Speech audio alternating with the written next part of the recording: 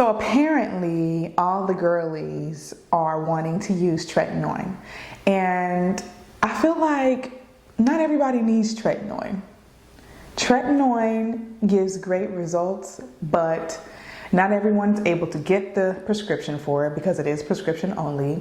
Some women are pregnant or breastfeeding, so they're not really good candidates for that. Some people may have dry, eczema prone skin, so it's really not the best for those skin types. Or you just really did not feel like going through all that peeling and burning that you have to go through when using tretinoin. I wanted to go through a few points on alternatives that you could be using instead of tretinoin, because everybody's looking for the tretinoin. So first I wanted to go into what the purpose of tretinoin is, like how it works, what it's actually doing to your skin.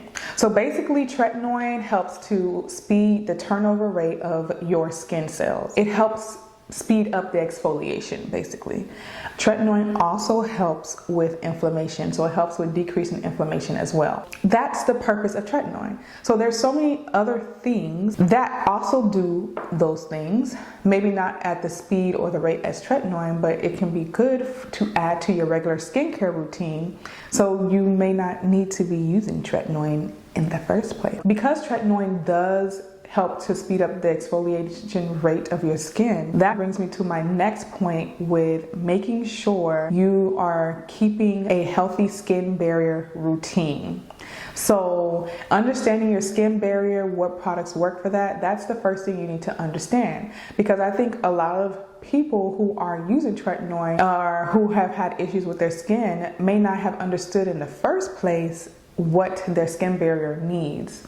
So I actually do have a previous video that I can link or put in my cards here on understanding the skin barrier, what works for your skin barrier, what to avoid, and how to get a healthy skin barrier. So that's another thing, another point that you want to make sure you're already doing with your skin with tretinoin or without tretinoin. Along with the skin barrier, understanding your skin barrier is one thing, and then you also need to understand that you need to have a regular exfoliating routine. If you have dry, oily, acne prone, everyone is supposed to be having a regular exfoliating routine, because exfoliating is what is helping to increase the exfoliation rate of your skin.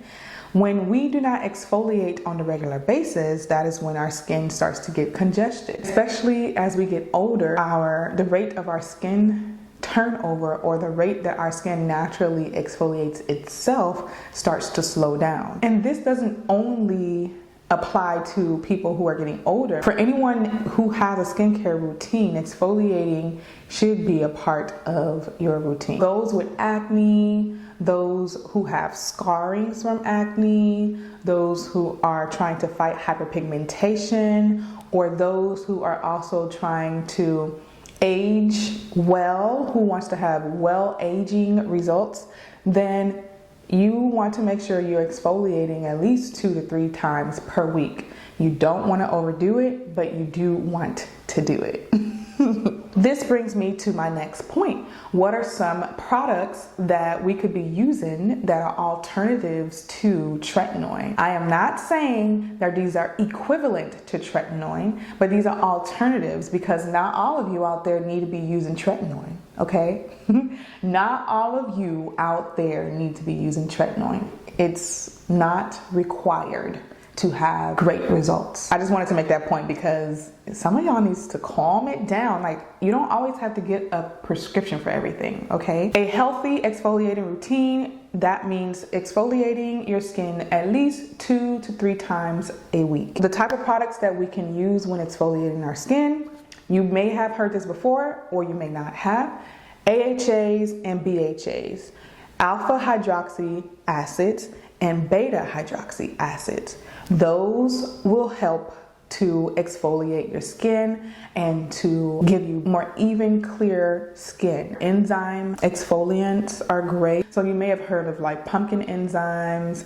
There's also bromelain, which comes from pineapples, I believe.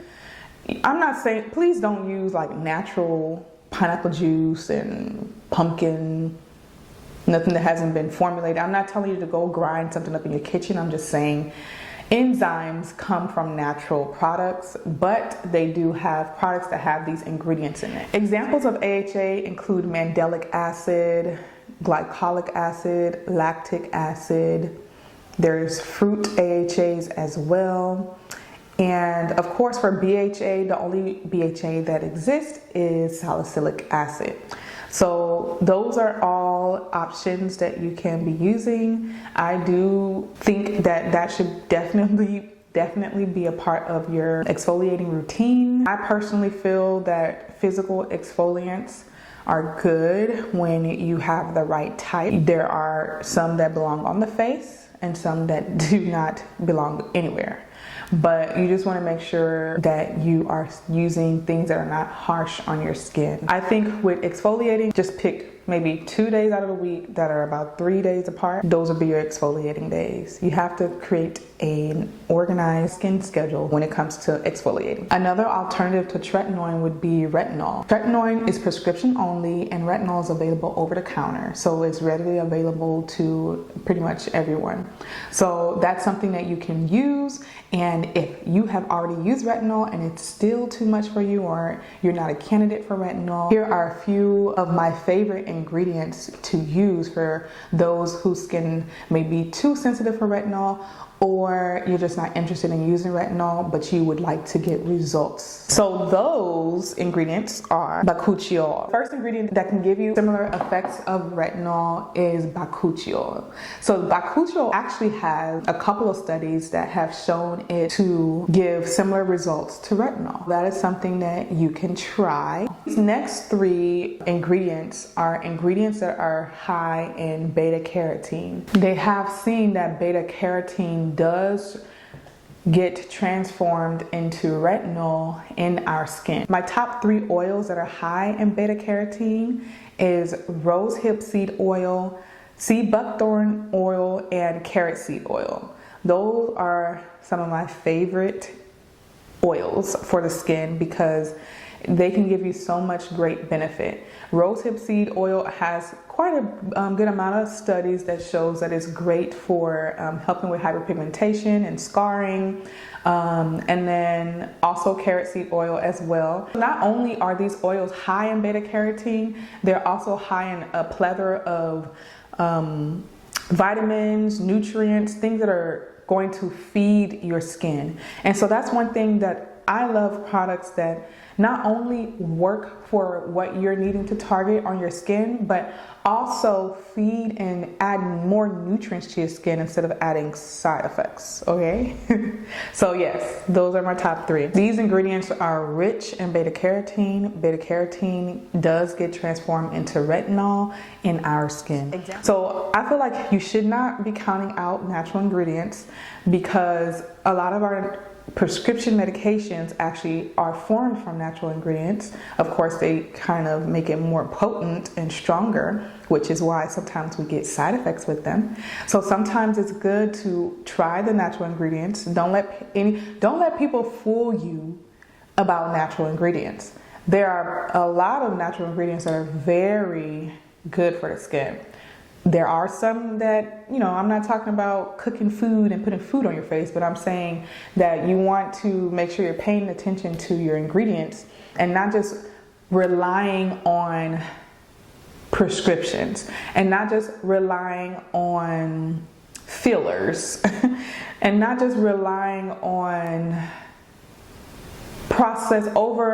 overdone product. So you don't really need tretinoin. You probably just need to be exfoliating.